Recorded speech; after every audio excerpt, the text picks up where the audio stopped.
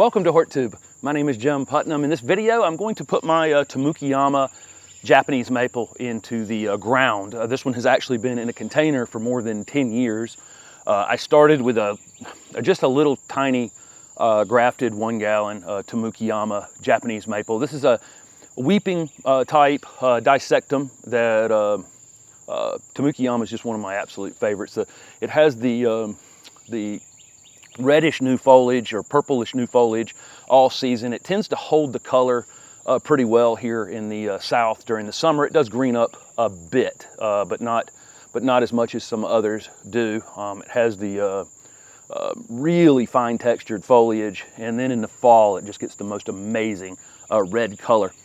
It's been in a container for, like I say, more than 10 years, and had reached this size container, which is about 18 inches across, and it was time to take it up. It had rooted into the ground a bit, so the roots had come out of the bottom, and I just used a technique after I cut the roots away. A lot of times the roots will wrap under the bottom of the container, and I just use a technique where I'd take a screwdriver and a hammer and just run the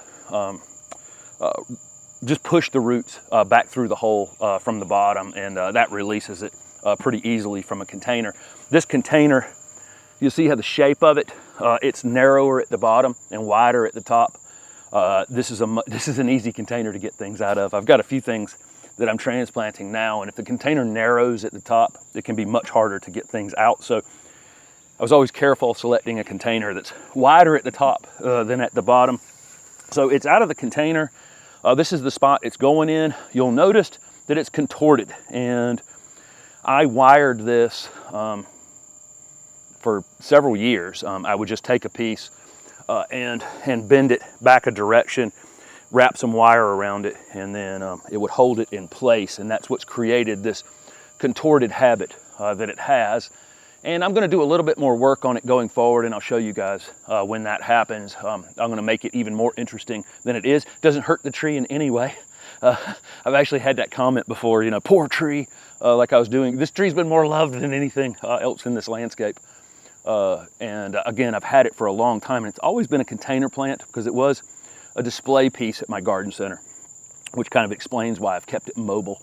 But it needed a new container, and I didn't want to put it in a 18-inch, I didn't want to put it in a 24 or 30-inch container. So here we go. We're gonna sink it in the ground. I'm gonna mound it up just a bit. The roots were restricted in the container for the last 10 years, and it's kind of controlled the size on it. Tamukeyama can get some, I mean, I've seen these probably 15 feet wide. So it's gonna try to grow a little faster once it has access to the nutrients in the soil and the water, and you know, the roots being able to actually get out into the surrounding soil. So I'm going to have to probably do a little more pruning on it in the future, because I don't want it 15 feet wide, nor do I have room in this space for something that's 15 feet wide. But I'm going to sink it in the ground real quick, and then we'll take a look at it.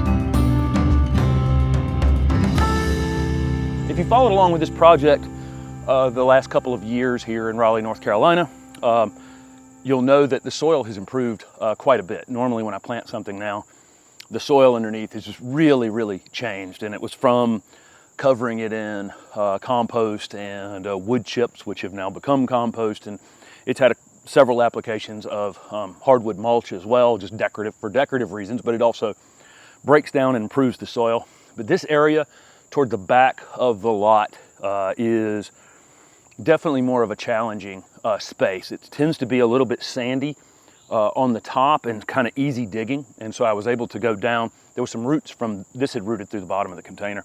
There were some roots there I had to chip away at, but that top 6 or 8 inches is mostly sandy soil, and then it gets to a really super compact kind of clay and sand mix toward the back of the property. This wooded back here behind me, and there's roots from other trees and things, so it's quite a bit more challenging to dig back here than it is in other areas of the landscape, but no big deal. I use my little narrow trenching shovel and chipped away at it, and then I've left this thing up about 6 or 8 inches, and I've done that on purpose.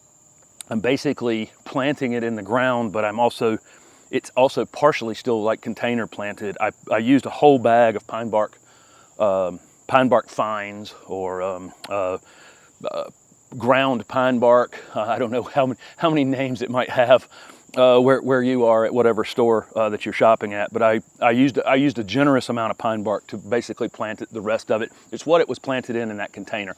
If you buy container shrubs, typically it's going to be in some sort of bark and sand mix, but I basically left it up about this high and then used that pine bark for the rest of it. I'm going to have to keep an eye on the watering because it's mounded up so high, but it'll root in pretty quickly. Maples are pretty aggressive rooting.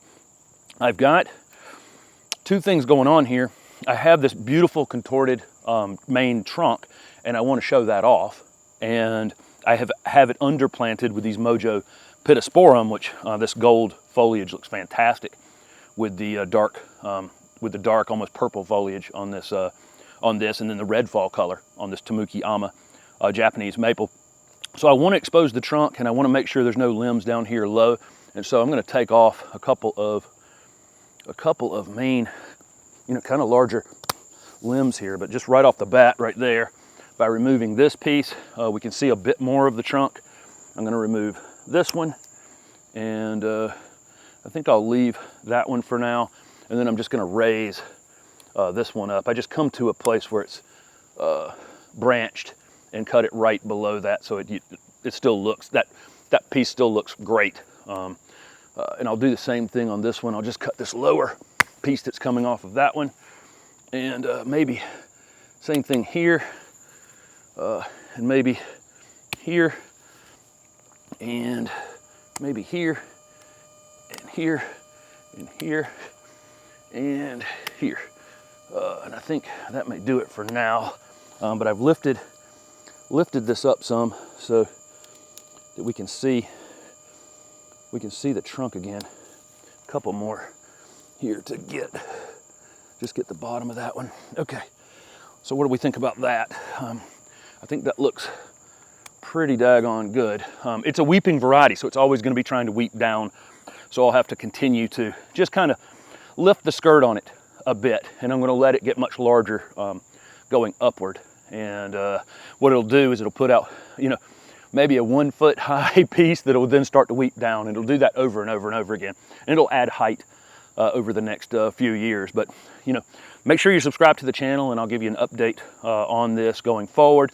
Again, it's going to get some additional contortion added to it. I'm going to bend a couple of these top pieces around kind of slowly over the next season or two, and add some additional interest to it. Again, not hurting the tree, but this Tamukeyama Japanese Maple has been a 10-year project, maybe more. I actually I don't remember now, maybe 12 years. I've said 10 years, I think, for 2 or 3 years.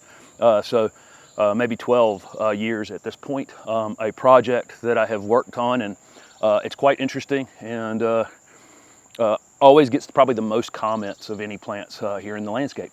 Thanks for watching.